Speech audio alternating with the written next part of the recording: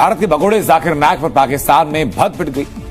वो पाकिस्तान में उतरा तो था बड़ी हसरत के साथ, लेकिन अब हाल ये कि पाकिस्तानी उसे देखना नहीं चाह रहे। सोशल मीडिया में उसके खिलाफ कैंपेन चल रहा है। उसे कोई जाहिल मौलाना कह रहा है तो कोई इसे जहरीला बता रहा है। सैकड़ों संदेशों में लोग मांग कर रहे हैं कि इसे अगली फ्लाइट से पाकिस्तान से बाहर भगाया जाए। पाकिस्तान को तो फिलफौर उसको निकाल देना चाहिए, फेंकना चाहिए इंडिया की तरफ ही, ताकि इंडिया वाले वहीं उसको गिरफ्तार करेंगे। अगर इतनी अच्छी आदतें होती ना तो वो पीस टीवी कभी ना बंद होता।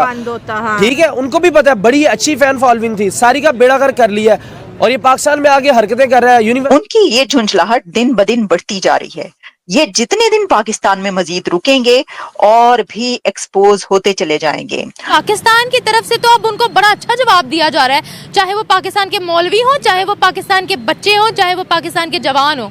अच्छा उनको काउंटर किया जा रहा है यहाँ पर कि भाई तुझे किस लिए यहाँ पर बुलाया है और तुम स्टेटमेंट्स कैसे यहाँ पर दे रहे हो। पाकिस्तान के लोग बड़ी रिस्पेक्ट करते थे डॉक्टर जाकिर नाइक की। खास तौर पे हम ये कहते थे देखें जी पूरी दुनिया में इस्लाम को फैला रहा है, लेकिन इंडिया जो है ना, इंडिया में हिंदुओं की गवर्नमेंट है, वो डॉक्टर जाकिर नाइक को बिला वजह बैन कर रहे हैं। देखें मुसलमानों पे कितना जुल्म हो रहा है। आज जब खुद हमारे ऊपर आई है, जाहिर बात है डॉक्टर जाकिर नाइक, वही डॉक्टर जाकिर नाइक जिसे हम इंडिया में हमदर्दी देते थे, आज वो पाकिस्तान में आए हैं। तो आज हमें भी पता चल रहा है कि हाँ भाई अगर ये हफ्ता एक और इधर रहे या एक महीना और रहे तो ये तो आपस में औरतों और मर्दों को आपस में लड़वा देंगे। सुनने में तो कहीं ना कहीं से कोई टेढ़ा सवाल हो ही जाता है जिसका डॉक्टर साहब के पास कोई जवाब नहीं होता और वो तिल मिला जाते हैं और फिर ओल फोल बकना शुरू हो जाते हैं। लिखा हुआ है, मैं नहीं कह रही, ये इसके अंदर लिखा हुआ है।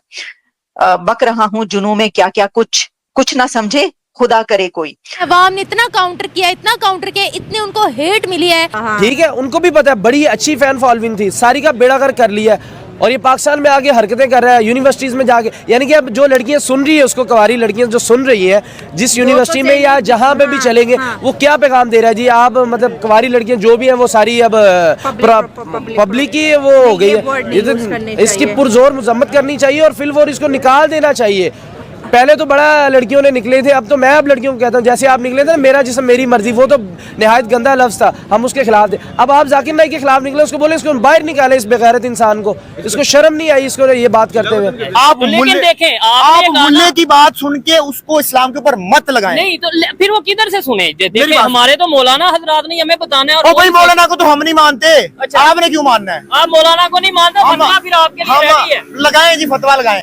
हम किसी मौलाना को, किसी मुल्ले को, किसी मुफ्ती को बैन नहीं करते। इवन अगर मेरे पास गवर्नमेंट आ जाए ना, तो मैं तो सबसे पहले ये जो मदरसा सिस्टम है ना, इसको मैं टोटली खत्म कर दूंगा। ठीक हो गया। और बांग्लादेश ने की गवर्नमेंट ने, जब वहाँ पे शेख हसीना वाजिद की गवर्नमेंट थी, वहाँ पे उन्होंने इस्लामिक पार्टीज जो मजहबी जमातें थी उन्हें बैन कर दिया था, सिर्फ इसी वजह से कि भाई मजहब के नाम पे लोगों को जो सा वो इश्तियाल दिलवाया जाता है, गुस्सा दिलवाया जाता है, लोगों को इकट्ठा किया जाता है और गवर्नमेंट को ब्लैकमेल किया जाता है। यही चीज हमें यहाँ पे होती नजर आ रही है, बगैर किसी पार्टी का नाम लिए, कि जिसका दिल करता है मजहब के नाम पे यहाँ पे जो सा बड़ा बड़ा। आपको 5-7 वाकयात मैंने कई दफा वीडियोस में बताए हैं कि अभी रिसेंटली सिंध के अंदर एक 18वें स्केल का डॉक्टर था, उसको गुस्ताखी के नाम पे कत्ल कर दिया गया। ठीक है, अभी रिसेंटली ये वाकया हुआ है। श्रीलंकन मैनेजर के साथ क्या हुआ वो हमें पता है, जड़ावाला के अंदर क्या हुआ वो हमें पता है। अगले दिन कोयटा में इन्होंने एक बंदा कत्ल कर दिया, उसको गुस्ताख डिक्लेयर करके। आप मुझे बताएं कि एक हलवा वाला वाकया भी था, वो लड़की ने हलवा लिखा, उसको भी सरतान से आप मुझे बताएं कि आप होते कौन है ये फैसला करने वाले कि ये गुस्ताख है, ये गुस्ताख नहीं है? आपकी डोमेन ही नहीं है। और मैं कहता हूँ जो गुस्ताख कह के कत्ल करता है उसको सबसे पहले उसको उल्टा लटकाएं। नहीं, मैं कहता हूँ जहाँ पे गुस्ताखी है, जहाँ पे भी कुछ ऐसा लगता है कि भाई तो थ्रू जुडिशरी होना चाहिए ना, वही ना, अदालत के थ्रू, कोर्ट के थ्रू वो चीजें होनी चाहिए। हम ये नहीं कहते कि ये ना हो, वो ना हो, किसी को सजा ना हो। डेफिनेटली हर एक के मजहब की रिस्पेक्ट करना बहुत जरूरी है, हर एक को जो सा रिस्पेक्ट देना जरूरी है, लेकिन अगर कोई गुस्ताही करता है, कोई डिसरिस्पेक्ट करता है, तो वो गवर्नमेंट का काम है, अदालत का काम है, उसे सजा दी जाए। या मैं उठो और मैं को दिलशाद ने ये काम किया, बस ठीक है सर, तन से जुदा। देखिए यही तो बात है, इसी वजह से तो हम वो कभी ब्लैक लिस्ट में जाते जाते बचते हैं, बड़ी मुश्किल से ग्रे लिस्ट में आते हैं। हमारे ऊपर ये रिसेंटली IMF का प्रेशर, हम वो वखरा बर्दाश्त कर रहे हैं। हमारे हमसाया जो ममालिक है उनके साथ अब शुक्र है कुछ थोड़े बहुत ताल्लुकात बेहतर होना शुरू हुए हैं। पाकिस्तान के लोग बड़ी रिस्पेक्ट करते थे डॉक्टर जाकिर नाइक की। खास तौर पे हम ये कहते थे देखें जी पूरी दुनिया में इस्लाम को फैला रहा है, लेकिन इंडिया जो है ना, इंडिया में हिंदुओं की गवर्नमेंट है, वो डॉक्टर जाकिर नाइक को बिला वजह बैन कर रहे हैं। देखें मुसलमानों पे कितना जुल्म हो रहा है। आज जब खुद हमारे ऊपर आई है, जाहिर बात है डॉक्टर जाकिर नाइक, वही डॉक्टर जाकिर नाइक जिसे हम इंडिया में हमदर्दी देते थे, आज वो पाकिस्तान में आए हैं। तो आज हमें भी पता चल रहा है कि हाँ भाई अगर ये हफ्ता एक और इधर रहे या एक महीना और रहे तो ये तो आपस में औरतों औरतों और मर्दों को आपस में लड़वा देंगे? सुनने में तो ये आया कि अभी खबरें चल रही हैं, इसकी मैं तस्दीक आप अवाम से कहता हूँ कि वो कर दें कि लाहौर में शायद उनको बैन कर दिया गया, शायद question answer session Zakir Naik वो क्वेश्चन आंसर सेशन उस तरीके से नहीं होंगे जैसे कराची के अंदर हुए हैं या शायद इस्लामाबाद के अंदर भी होना है, ठीक है, उधर हुए हैं।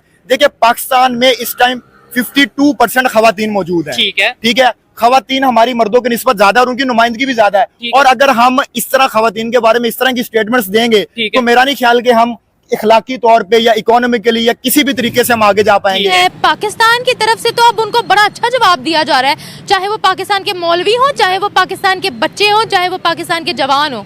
अच्छा उनको काउंटर किया जा रहा है यहाँ पर कि भाई तुझे किस लिए यहाँ पर बुलाया है और तुम स्टेटमेंट्स कैसे यहाँ पर दे रहे हो। मैं तो फर्स्ट ऑफ ऑल ये कहना चाहूँगी कि उनको ये सोचना चाहिए कि पाकिस्तान से ज़्यादा मुस्लिम तो इंडिया में हैं, ठीक है, तो वहाँ पे वो क्यों बैन हो गए, ठीक है। और इनकी काफ़ी मैंने वीडियोस देखी हैं, उसमें काफ़ी लोगों को इनसे काफ़ी कंप्लेंट्स भी थी, काफ़ी कुछ था।